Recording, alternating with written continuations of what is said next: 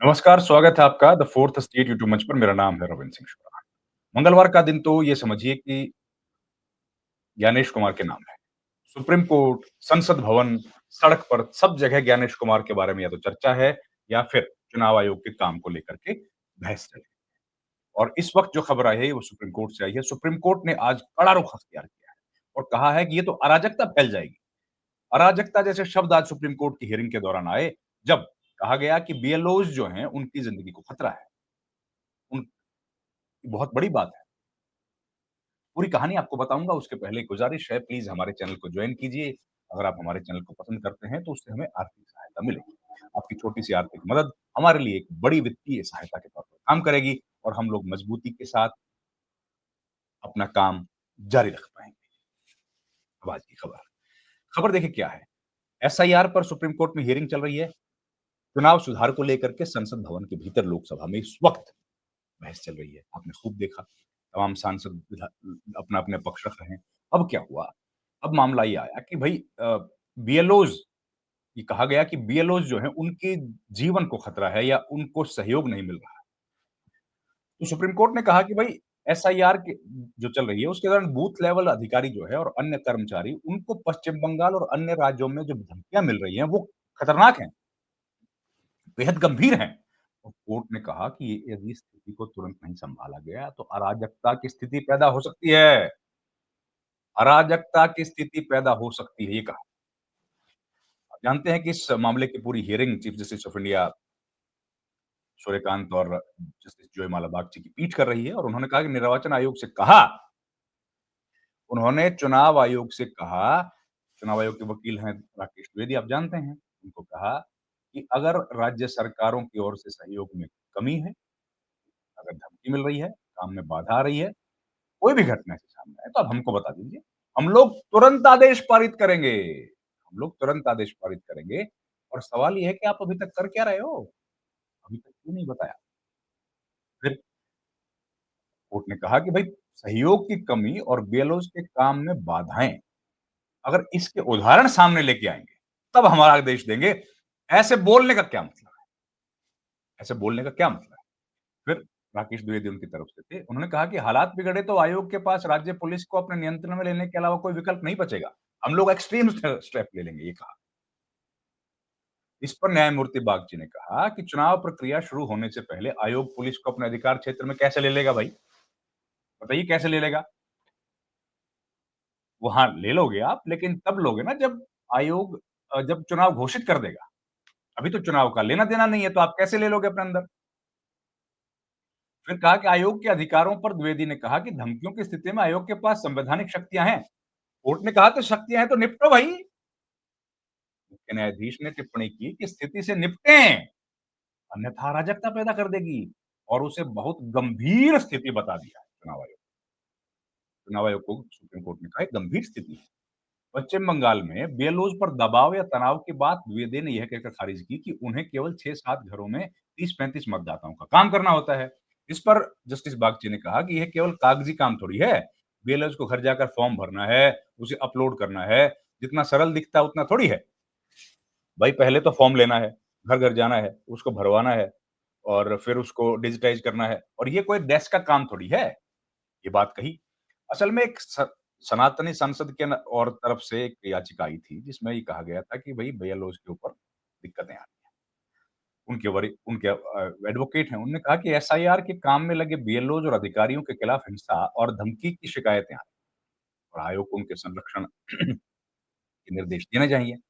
अदालत ने संकेत दिया कि यदि राज्य स्तर पर सहयोग नहीं मिलता और एसआईआर प्रक्रिया बाधित होती है, तो वह हस्तक्षेप का आवश्यक आदेश जारी कर देगा ताकि निर्वाचन सूची संशोधित किए बिना पूरी बिल्कुल सही बात है। लेकिन ज़िम्मेदारी किसकी? बीएलओज़ किसके अंडर काम करते हैं? बीएलओज़ तो चुनाव आयोग के तहत काम करते हैं। बीएलओज़ चुनाव आयोग के तहत काम कर रहे हैं और उनके ऊपर अगर इस तरह का कोई मसला है, तो भई चुनाव आयोग बताए। गणेश कुमार बता क्यों नहीं रहे हैं? उनको बताना चाहिए कि हमारे पास ये 4 इंसिडेंट्स हुए हैं हमारे साथ और इलेक्शन कमीशन के ऊपर काम करने का उनको जो अधिकारी हैं, कर्मचारी हैं, उनको काम नहीं करने दिया जा रहा। अगर ऐसी स्थिति बताई जाएगी, तो ज़ाहिर है इलेक्शन कमीशन के समर्थन में सुप्रीम कोर्ट खड़ा होगा और जो ज़रूरी आदेश होगा वो देगा। देखिए बीएलओज़ जो है आप जानते हैं कि बीएलओज़ कोई परमानेंट नौकरी तो करते नहीं है, चुनाव आयोग। वो कर्मचारी होते हैं जिनको इलेक्शन कमीशन डेपुटेशन ले लेता है, उनसे काम करवाता है, उसके बाद उनको फ्री कर देता है, माफ़ कर दो मतलब अपना काम करो। आज ये स्थिति आ रही है, ये दावा किया गया है याचिका में। स्थिति ये आ रही है कि भई चुनाव आयोग जो है वो अ, जो एक तो दबाव बहुत है चुनाव आयोग जो काम करवा रहा है, दूसरा उनकी सुरक्षा का बड़ा सवाल है।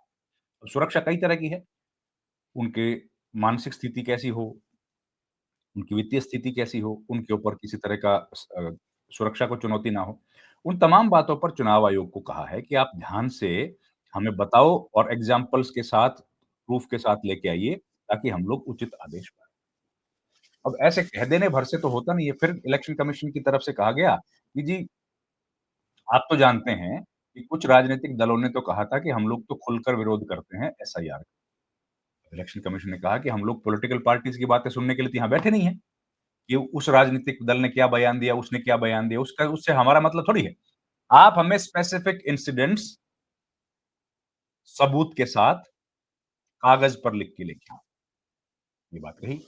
उसके बाद ये हुआ कि बताया कि एसआईआर की प्रक्रिया के बारे में कांग्रेस पार्टी ने आरोप लगाया था केरला में, कि सीपीएम के जो लोग हैं, वो बीएलओ जो है, वो सहयोग नहीं कर रहे हैं। फिर उन्होंने कहा कि भई पॉलिटिकल पार्टीज़ की बात हमारे सामने मत कीजिए, आप सबूत लेके आइए, ये हुआ।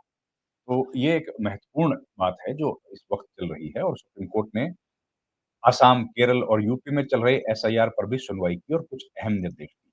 अब पहले बताता हूँ पश्चिम बंगाल। पश्चिम बंगाल का मैंने बताया, बीएलओ की सुरक्षा का सवाल उठा चुनाव आयोग ने ये भी पूछा कि खाली बंगाल का मामला है कि कहीं और भी हो रहा है? और भी कहीं है तो वो भी बता दीजिए। तो उन्होंने कहा कि हम लोग चेक करके बताएँगे। फिर सीएए के आवेदकों का मुद्दा आया। सीएए के तहत नागरिकता का आवेदन जिन लोगों ने किया है, उनके नाम पश्चिम बंगाल की एसआईआर लिस्ट में नहीं आने का सवाल उठाने वाली याचिका पर भी सुप्रीम कोर्ट ने नोटिस जारी कर दिया। याचिका में कहा गया है कि लंबे अरसे से भारत में जो लोग रह रहे हैं, जैसे बौद्ध, हिंदू, ईसाई, सीएए के तहत नागरिकता के हकदार हैं, लेकिन उनके मामले में अब तक फैसला नहीं हुआ है। अब उनका नाम वोटर लिस्ट में शामिल न होने का खतरा भी आ गया भई। तो बंगाल से जुड़े दोनों मामलों की अगली सुनवाई होगी अब 17 दिसंबर। देखिए, कई सारी सुनवाइयाँ चल रही हैं। असम में वोटर लिस्ट को लेकर स्पेशल इंटेंसिव रिविजन तो हो नहीं रही है वहाँ पे, वहाँ क्या चल रहा है? एसआर। तो वही पूछा कि एसआईआर की जगह एसआईआर करवाने के खिलाफ भी याचिका आ गई। उस पर भी चुनाव आयोग को नोटिस जारी कर दिया।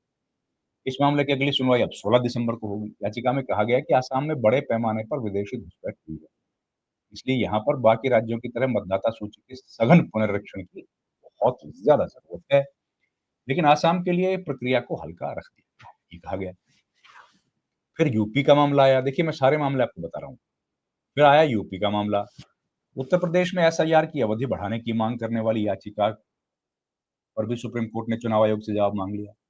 भारतीय किसान यूनियन आज़ाद ट्रस्ट की तरफ से एक याचिका दाखिल की गई है। उसमें गुज़ारिश की गई है कि समय अवधि को बढ़ा दिया जाए और राज्य में मतदाताओं की बड़ी संख्या है, इसलिए समय और दिया जाए। इसकी भी सुनवाई 16 दिसंबर को होगी। फिर केरल में जो एफ एसआईआर फॉर्म जमा करने की अंतिम तारीख सुप्रीम कोर्ट ने 2 दिन आगे बढ़ा दी है।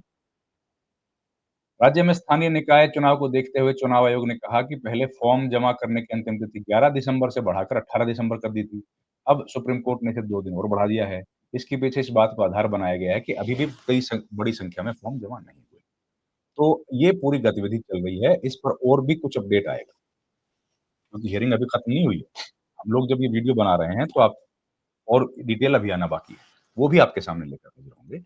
अभी जो खबरें आई थी वो ये देखिए, आप जानते हैं आसाम, पश्चिम बंगाल, केरला, तमिलनाडु, उत्तर प्रदेश, इन सब प्रदेशों में एसआईआर चल रही है और इन लगभग हर प्रदेश से 1 या 2 याचिकाएँ सुप्रीम कोर्ट में इस वक़्त लगी हैं। कोई एसआईआर के पक्ष में है, कोई विरोध में है। तो ये खबर थी अभी तक।